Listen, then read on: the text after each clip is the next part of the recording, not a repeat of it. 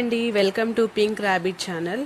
ఇవాళ నేను carrot masala rice recipe చేద్దాం అనుకుంటున్నాను ఇంట్లో కూడా.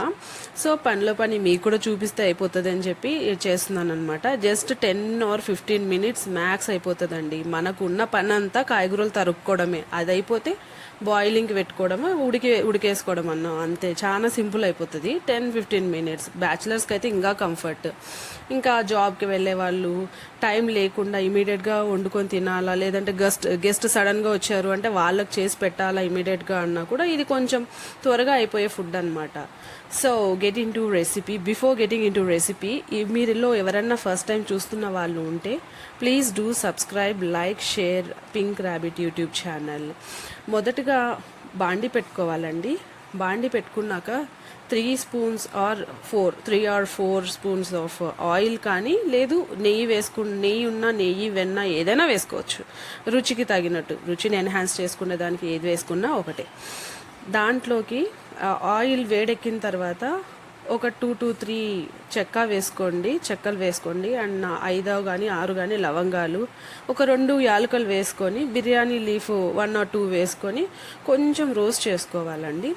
దాని తర్వాత క్యారెట్ చాప్ చేసి పెట్టుకున్నాను నేను, క్యారెట్, ఆనియన్, చిల్లీస్ ముందుగానే వీడియో కోసం. సో ఆ తర్వాత ఇవి రోస్ట్ చేసుకున్న తర్వాత క్యారెట్, ఆనియన్, చిల్లీస్ వేసుకొని కొంచెం క్యారెట్ మెత్తపడే వరకు రోస్ట్ చేసుకోండి. నెక్స్ట్ ఏం చేయాలి అంటే 2 or 3 spoons of ginger garlic paste వేయాలండి. జింజర్ గార్లిక్ పేస్ట్ వేసాక కొంచెం సేపు రోస్ట్ చేయాలి. రోస్ట్ అవ్వకుండా అలాగే వేసేస్తే అన్నం తినేటప్పుడు నోట్లో చేదుగా తగులుతుంది అనమాట. సో జింజర్ గార్లిక్ పేస్ట్ వేసాక కొంచెం సేపు అయితే రోస్ట్ చేసుకోవాల్సిందే కంపల్సరీ. కాసేపు ఆగి కొంచెం సాల్ట్, కొంచెం ధనియా పౌడరు, కొంతమంది గరం మసాలా వేస్తారు. మేము మసాలాలు ఎక్కువ తిన్నాం కాబట్టి నేను గరం మసాలా అవాయిడ్ చేసుకున్నాను, ధనియా వేసుకున్నాను ఒకటి. తర్వాత వాటర్ క్వాంటిటీ వచ్చేసి 1 కప్పు రైస్కి 2 కప్పుల నీళ్ళు పోసుకోవాలండి.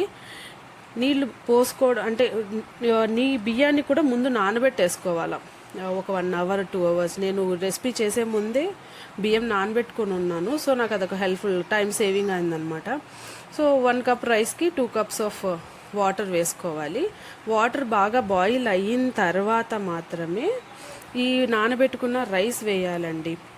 రైస్ కూడా కొంచెం బాగా వేడెక్కిన తర్వాత ఒక ప్లేట్ మూసేసి సన్నని సెగ మీద మగ్గపెట్టుకోవాలి, అంతే అండి. అది మగ్గిన తర్వాత సర్వ్ చేసుకోవడమే. దీనికి కాంబినేషన్గా నేను కొబ్బరి చట్నీ వేసుకుంటామండి. మా ఇంట్లో ఎక్కువగా టెంకాయలు దేవుడికి అలా కొడుతుంటాం. సో టెంకాయలు ఇంట్లో వండిపోతాయి అనమాట. కొబ్బరి తీసుకొని నేను కొబ్బరి చట్నీ చేసుకుంటాను. కొంతమంది చికెన్లోకైనా మటన్లోకైనా బాగుంటుందండి. Please do share, like, subscribe pink channel.